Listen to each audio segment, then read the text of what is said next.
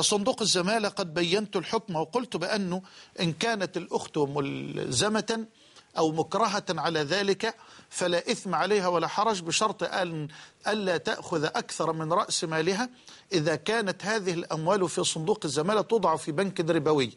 أما إن كان هذا المال يوضع في أموال الشركة ويستثمر في أموال الشركة أيا كان عمل الشركة ما دام العمل حلالا، فهذه الزيادة على رأس المال زيادة حلال.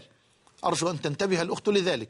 إذا استثمرت أموال صناديق الزمالة في الشركات نفسها، يعني في عمل الشركة وعملها مشروع حلال، وأتت هذه الأرباح أو الزيادات على رأس المال، فلا حرج أن تأخذ الأخت رأس المال بالزيادة أو بالأرباح، لأن هذه زيادة نتيجة عن بيع أو عن تجارة مشروعة. أما إن كانت الأموال تؤخذ وتوضع في بنوك ربوية ثم تأتي هذه الزيادة من البنوك الربوية على رؤوس الأموال، فهذه زيادة ربوية كما قال جماهير أهل العلم من القدامى ومن المعاصرين.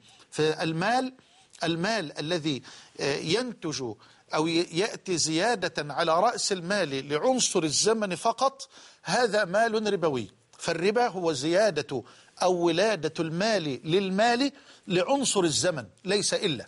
خلي بالكم، الربا هو ولادة المال للمال لعنصر الزمن ليس إلا، هذا هو تعريف الربا.